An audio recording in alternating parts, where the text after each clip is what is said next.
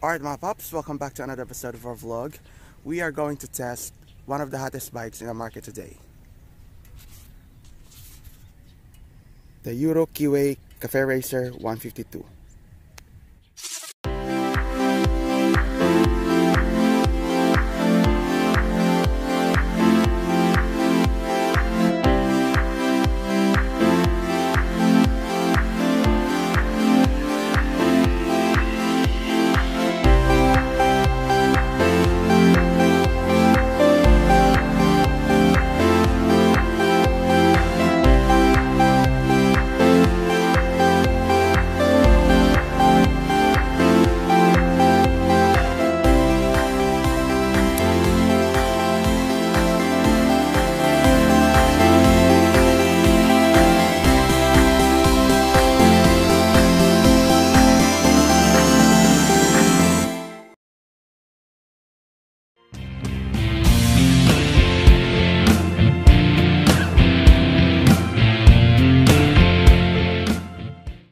Alright, so this is the Euro Keeway Cafe Racer 152 mga paps. Despite its name na Cafe Racer, ang tingin ko sa bike na to ay more of a scrambler than a Cafe Racer because of its flat handlebars that you can see here. So ang pagkakaalam ko kasi sa Cafe Racer ay naka-clip on handlebars yun. From the word racer pa lang alam mo na. So, correct me if I'm wrong mga paps ha.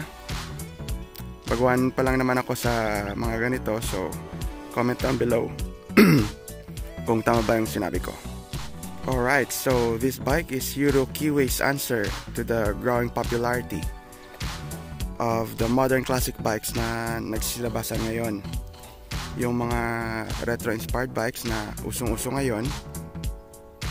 Guzzi has its own version and they call it the Classic 250. Honda also released a new series or a new model or a new version of CB Naked Bike series and they call it Neo Sports Cafe na modern classic styling din. So bakit nga ba patok ang ganitong style? Hindi kasi siya naluluma eh. Kumbaga hindi siya nakakaumay tignan. Ang problema kasi sa mga modern design bikes madaling maluma yung design. After 1 to 2 decades lang luma na siya agad tingnan. So kung makikita nyo sa ibang videos ko, ginawa ko ring vintage style yung TMX 125. Kaya yun, maganda naman ang kinalabasan niya ngayon. Alright, so this is the Euro Keeway Cafe Racer 152. Brand niya is Euro, which is a Chinese brand, by the way. And model name is Cafe Racer 152. First things first mga paps, this bike looks good. Unang kita ko pa lang sa kanya, naalala ko agad yung Moto Guzzi V7 3-stone. I think doon nila mainly kinuha yung looks and design ng bike. This bike can turn heads for sure. It looks nice at saka may kalakihan siya kaya it can grab attention. Okay, so let's move on to the specs. So this bike has a 150cc engine which is air cooled, 4-stroke SOHC and is mated to a 5-speed tranny. SOHC siya mga paps kung makikita nyo. Kaya it uses timing chain instead of pushing rods. And it uses carburetor for its fuel supply system. It has 17-inch war-spoked wheels with slick tube type tires. Pagdating naman sa brakes, it has hydraulic disc brake in the front and drum brake naman in the rear. And sa suspension, It has a conventional telescopic fork up in the front, and it got twin shocks down in the rear. It has a big steel tank, which I believe can hold up to 12 liters of fuel. And now let's talk about the instrument panel. Instrument cluster is very basic, which contributes to its vintage looks. It has a speedometer. Okay, let's turn it on para makita nyo mga paps. Okay, so meron siyang speedometer, digital odometer, meron din dyang trip meter. It has indication lights, and it also has a low fuel warning light, mga paps, which is very reliable. Okay, so dito naman tayo sa headlamp mga paps. So meron siyang classic round headlamp with bulb type lights inside and matte black finish on the outside. Very neat yung pagka-design niya mga paps. These are aftermarket signal lights kagaya ng sa TMX 125. Okay, so pagdating naman sa tail lights, it has a vintage styled stoplight. It comes with a leather seat. Fake stitching lang po to mga paps, ha. Yan, don't get fooled. But it looks nice. Masyado lang siyang mahaba for my preference.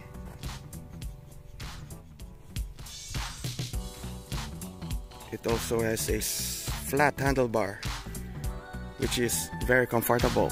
Hindi ka masyadong subsob. And now, pakinggan natin yung kanyang sound mga paps. Let's start it up.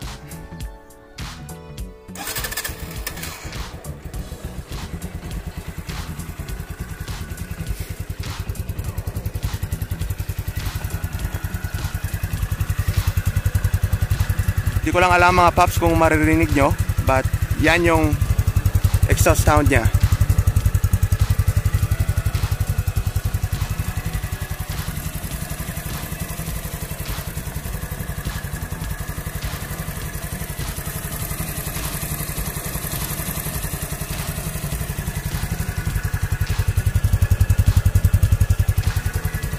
Very quiet. So that's the Euro Keeway Cafe Racer 152 mga paps. I-test naman natin ngayon yung kanyang performance. So tara, let's take it for a spin.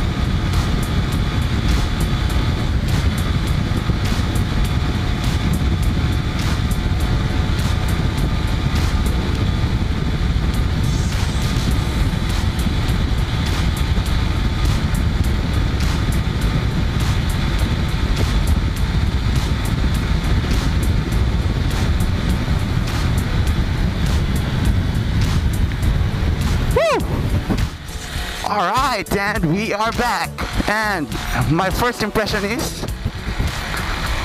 I'm quite surprised, to be honest. I'm quite surprised on how the engine performs in this bike.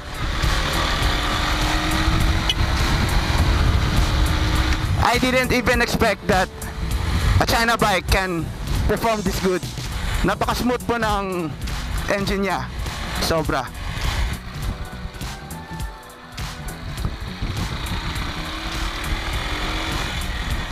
Even in high RPMs, wala masyadong vibrations eh.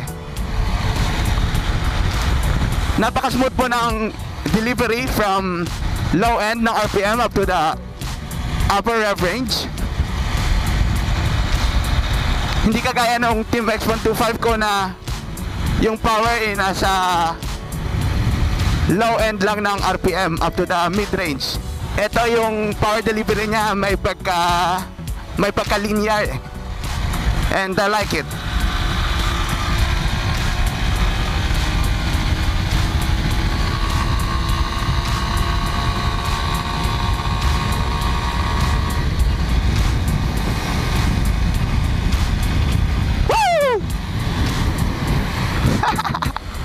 Man, I love this bike.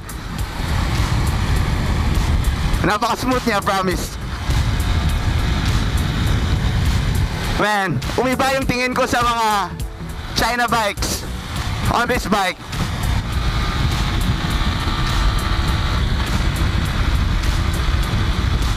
Man, I love how the engine performs and how it sounds.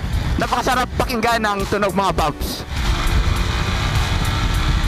Walang vibrations eh. I think this is because of the timing chain that this bike has. Compare mo sa push rod na ginagamit dun sa TMX ko. Matindi yung vibrations dun eh. Ramdam ng buong katawan. Dito wala eh. Kahit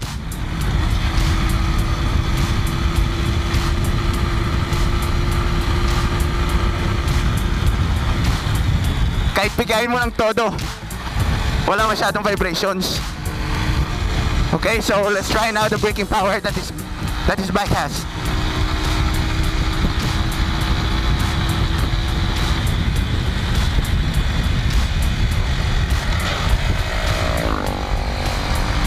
Wow, okay na rin. Pinagsabay ko yung front at saka rear. Walang sliding, so that is good. Good thing hindi nagsaslide yung rear wheels kapag nag-brake. Medyo matigas lang mga pups yung kanyang front brake lever. Kailangan lang siguro i-bleed ng konti. Maghanap tayo ng magandang rough road to try the suspension of this bike. Ito, pwede na.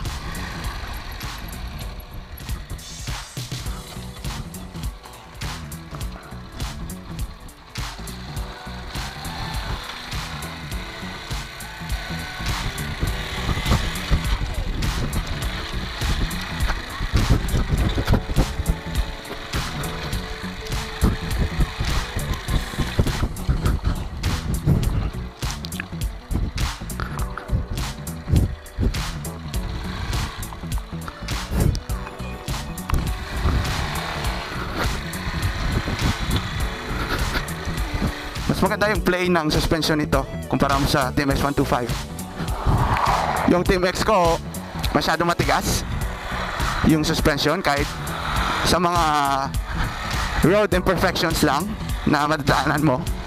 Hindi ko lang alam mga paps kung adjustable ba yung rear shocks nito. Medyo malambot siya kasi pagdating sa kung nagko-corner ka, kung nagbe-banking ka sa mga corners.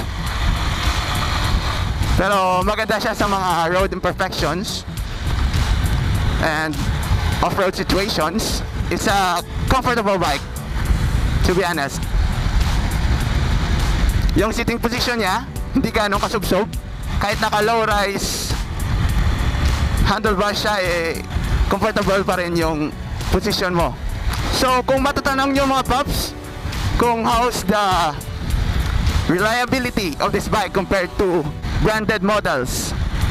So this bike has 8,580 registered on the Auto, and tinanong ko yung may-ari if ano yung mga problema na experience niya na dito sa kanyang motor. Sabi niya wala pa raw siyang problem na or major problem na na-encounter so far. Nagpalit lang siya ng clutch cable kasi naputol daw. Medyo matigas nga yung clutch niya ngayon.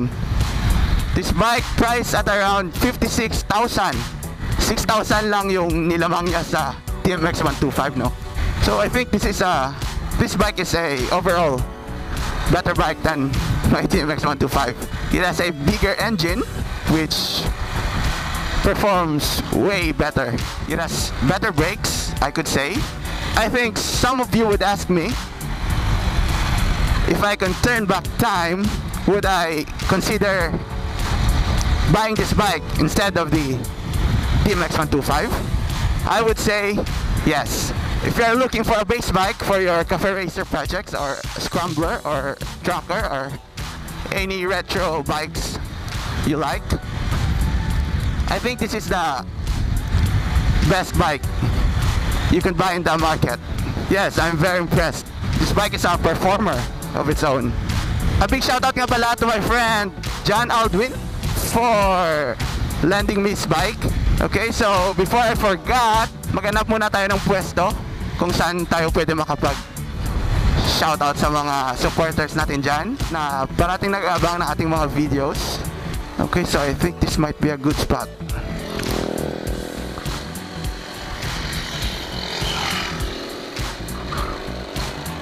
Yes.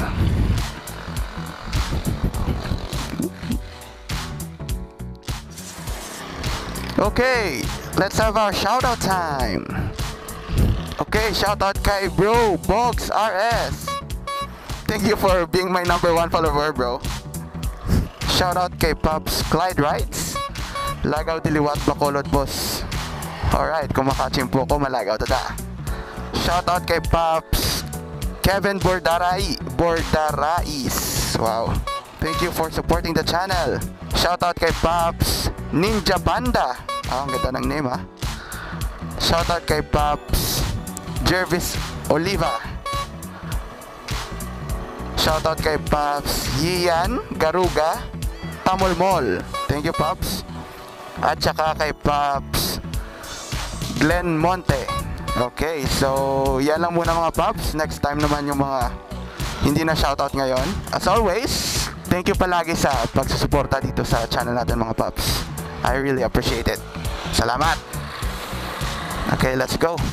Okay, so I think that wraps up our video for today mga Pops. Thank you for watching. Subscribe to our channel if you haven't subscribed yet. Supportan nyo na lang yung Facebook at Instagram ko mga Pops. I'll give the link in the description below. Because generosity makes you a happier person. Tama, tama. And see you in the next one. Ride safe always. Paalam!